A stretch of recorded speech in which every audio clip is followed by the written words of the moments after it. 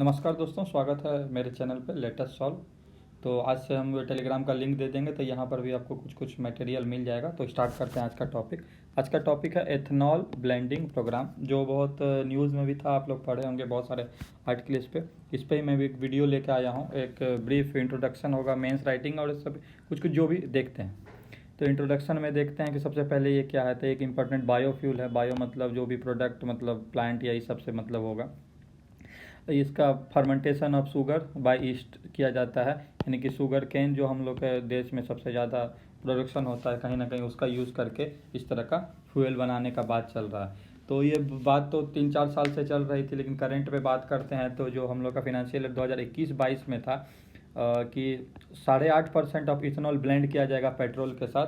कहीं ना कहीं एक एक्सपेरिमेंटल दौर पे ये चीज़ है, और ये अभी 2022 में ये 10% हो गया है, और इसका टारगेट है 20%, जिसको E20 कहता है। ये 2025 तक का एम किया गया, 2025 तक 20% ब्लेंड किया जाएगा। एक और इसके साथ डीजल के साथ भी, बायोडीजल पे भी चर्चा कर शॉर्ट नोट बता देते हैं कि 5% बायोडीजल का एम रखा गया 2030 तक यूज़ करने का डीजल में, तभी तो पेट्रोल के साथ।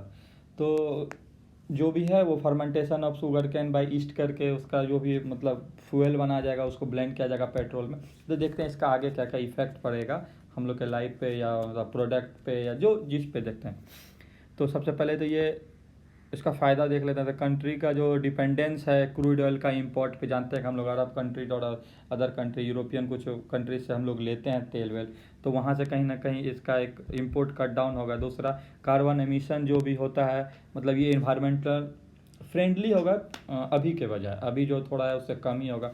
और उसके बाद फार्मर्स इनकम, मतलब एडिशनल इनकम ऐड हो जाएगा फार्मर पे, मतलब कहीं ना कहीं प्रोडक्शन ऑफ शुगर कैन बहुत ज़्यादा बढ़ जाएगा, और जो जो उसका खेती करता है, जहाँ जहाँ खेती करते हैं वहाँ पर उनका लाइवलीहुड चेंज हो जाएगा।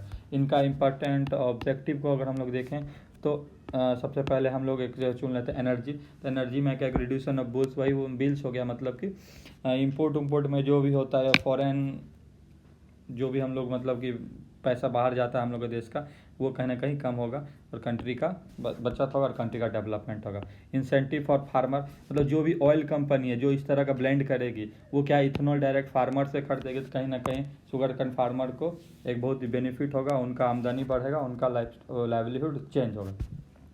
Reduce in emission of green house effect from road transport, मतलब ट्रांसपोर्टेशन, कहीं ना कहीं अभी तो ये जो मतलब कि रोड ट्रांसपोर्ट और ये सब पे जो गाड़ी चलती है उसके लिए बनाया जा रहा है। तो कहीं ना कहीं वहाँ पर क्या है कि जो भी अभी पॉल्यूटेंट या पॉल्यूशन हो रहा है उसमें रिडक्शन आएगा, ही नहीं कहेगा तो ख़त्म हो जाएगा, पर रिडक्शन आएगा।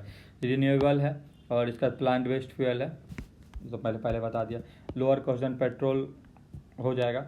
अब इसका देखते हैं कि इम्पोर्टेंस और क्या क्या है। जैसे अगर हम लोग कोई मेंस राइटिंग, आंसर राइटिंग करते हैं, तो वहाँ इस फॉर्मेट में हम लोग वहाँ दिखा सकते हैं इंपॉर्टेंस क्या है। तो SDG टारगेट, इसको नीचे एक्सप्लेन करेंगे। स्वच्छ भारत मिशन में हेल्प करेगा। इंटरप्रेन्योरी अपॉर्चुनिटी बढ़ेगा, मतलब जो भी कंपनीज है वो इस तरह का प्रोडक्शन को लेके, ब्लेंडिंग मिक्सचर को लेके आएंगे, तो कहीं ना कहीं एक वो एम्प्लॉयमेंट जनरेशन का भी बात होगा।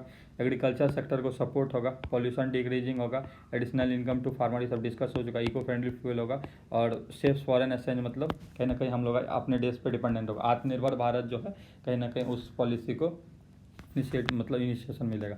क्या है कि SDG टारगेट क्या है, low emission will be help in achieving SDG target और मिटिगेट क्लाइमेट टेक्नोलॉजी। और SDG टारगेट इस पर फिर आगे डिस्कस करेंगे कोई और वीडियो में। इसका चैलेंजेस देख लेते हैं कि क्या क्या हो सकता है। इफेक्टिव व्हीकल, मतलब कॉम्पैटिबल व्हीकल इस पर अभी बनाना पड़ेगा, मतलब जो इस तरह का फ्यूल से रन करेगा, क्योंकि अभी तो हम लोग का या पेट्रोल या डीजल या CNG पे व्हीकल आता है। कहीं ना कहीं अगर ये ब्लेंड होकर आता है फ्यूल, तो उसके लिए एक व्हीकल का मतलब उसका प्रोडक्शन, उसका जो भी है उस पर मतलब एक चैलेंजेस है, अभी तो ये नहीं है चलन में।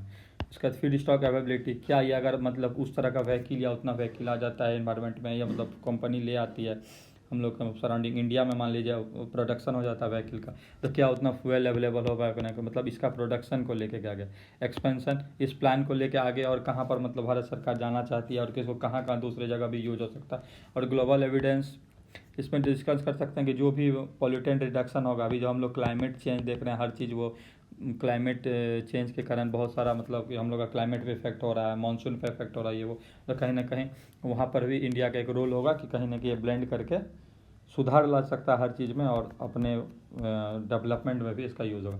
इंडिया का क्या अपॉर्चुनिटी है, तो इंडिया का अपॉर्चुनिटी है कि ग्लोबल लीडर साबित हो सकता है इस फील्ड में स्टार्ट करके, और इस तरह से ये दूसरे को भी बांटेगा कि इसका थ्योरीज और जो पॉलिसी जो भी कैसे आप लोग भी करें, और ये सब मतलब कहीं ना कहीं डिपेंडेंट पेट्रोल और जो भी डीजल है उस पर कम करें, दूसरा देश भी। सस्टेनेबल बायो फ्यूल पॉलिसी पर भी ध्यान दिया जाएगा। बायोफ्यूल फ्रॉम एग्रीकल्चर प्रोडक्ट और अदर, और इन्वेंशन हो सकता है कि वेस्ट प्रोडक्ट से भी हम लोग फ्यूल बना सकते हैं, जो भी हम लोग मतलब बायो वेस्ट जो भेज देते हैं बाहर फेंक देते हैं तो उस सब से भी। तो इस तरह से कोई भी अगर आंसर लिखना चाहेगा तो उसको एक्सपेंड करके मैंने शॉर्ट में समझाया बस। इंट्रोडक्शन, करंट इसका क्या सिचुएशन है, टारगेट क्या है, इंपॉर्टेंट ऑब्जेक्टिव, फिर इसका इम्पोर्टेंस और चैलेंजेस, इसको एक्सप्लेन करके पूरा डिटेल में लिखा जा सकता है और कंक्लूड करके एक नोट्स बना सकते हैं। हमारा आप लोग टेलीग्राम पे फॉलो कर सकते हैं लेटेस्ट सॉल्व, और यूट्यूब पे तो लेटेस्ट सॉल्व वीडियो आता ही, मैं डिस्क्रिप्शन में टेलीग्राम का लिंक दे दूँगा। Thank you.